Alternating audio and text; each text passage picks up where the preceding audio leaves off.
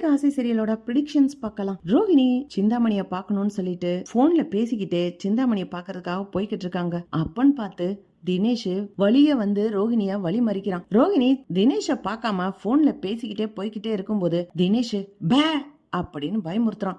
ரோஹிணி பதட்டத்துல ஏய் என்ன பண்ற அப்படின்னு அதட்டுறாங்க. என்ன கல்யாணி, என்ன பார்த்து ரொம்ப நாள் ஆச்சுல, மறந்துட்டியா? ஞாபகப்படுத்துறதுக்காக தான் வந்தேன். என்ன தெரியுதா, பிஏ தினேஷ் அப்படின்னு அவனே தன்னைத்தானே இன்ட்ரோடியூஸ் பண்ணிக்கிறான். ஏய் இப்ப என்ன வேணும் உனக்கு? இல்ல எனக்கு இப்ப கொஞ்சம் காசு தேவைப்படுது, நானும் ஒரு பிசினஸ் பண்ணலான்னு இருக்கிறேன், அதுக்காக ஒரு 10 லட்சம் ரூபாயை குடையேன் அப்படின்னு தினேஷ் கேக்குறான். டேய் நீ என்னடா நினைச்சுக்கிட்டு இருக்க? நான் என்ன பணம் காய்க்கிற மரமா வச்சிருக்கிறேன்? நீ கேட்ட உடனே மரத்தை உளுப்பி உளுப்பி உன்கிட்ட குடுக்கறதுக்கு கஷ்டப்பட்டு அங்க இங்கன்னு தேடி தேடி அலைஞ்சு ஏன் திருடி கூட உன்கிட்ட குடுக்கறேன்டா. ஏன்டா இந்த பாடு படுத்துற அப்படின்னு ரோகிணி அழுகாத குறையா சொல்றாங்க. என்னது திருடுறியா? கல்யாணி, திருடுறது நல்ல விஷயம்தான், ஆனா என்னாலதான் நீ திருடி ஆயிட்டேன்லாம் சொல்லாத. நீ ஏற்கனவே திருடிதான் எத்தனை பேரை போய் சொல்லி ஏமாத்திக்கிட்டு இருக்க, மொத்த குடும்பத்தையும் ஏமாத்திக்கிட்டு இருக்க. நீ எதுக்காக திருடிட்டு என்கிட்ட காசு கொடுக்கணும்?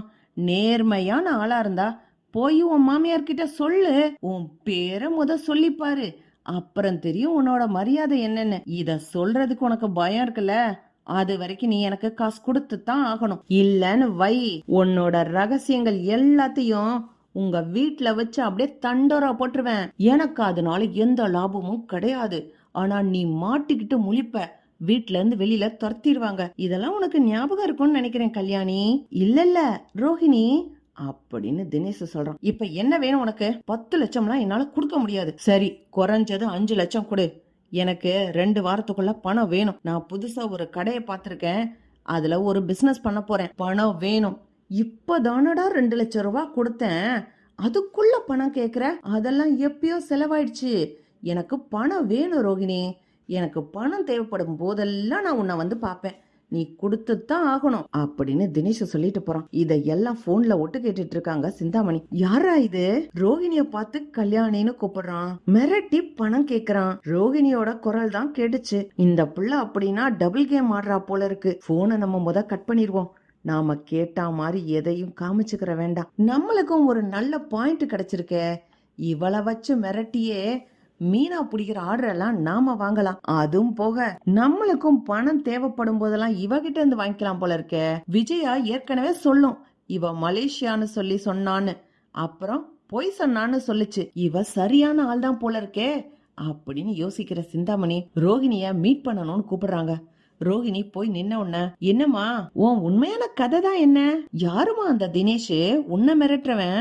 நான் வேணா உனக்கு உதவட்டுமா அப்படின்னு சிந்தாமணி கேக்குறாங்க. ரோஹிணிக்கு தூக்கி வாரி போடுது. ஆன்ட்டி உங்களுக்கு எப்படி தெரியும்?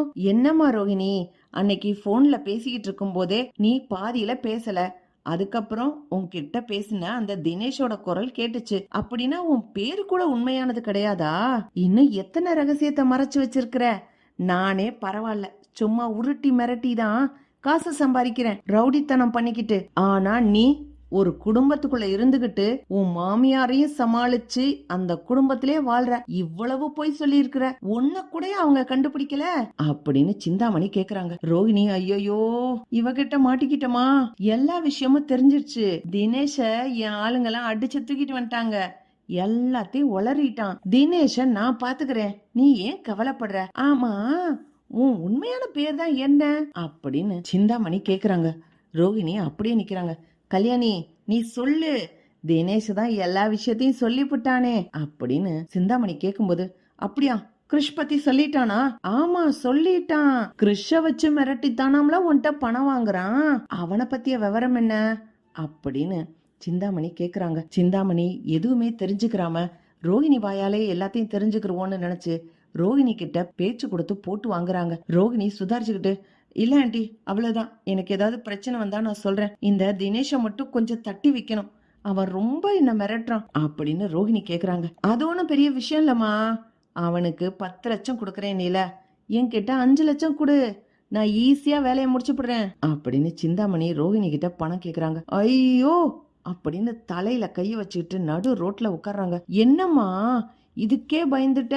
முதல்ல தினேஷ், அதுக்கடுத்து சிட்டி, இப்போ நீங்க, இன்னும் எத்தனை பேர் வருவீங்க? இந்த ஒரு தினேஷ வச்சுக்கிட்டு எத்தனை பேர் என்கிட்ட பணத்தை கேட்டு மிரட்டுவீங்க அப்படின்னு ரோகிணி கேக்குறாங்க. சிந்தாமணி உடனே, ஏன் இல்ல இல்ல, நான் பணம் கேட்டலாம் மிரட்டல.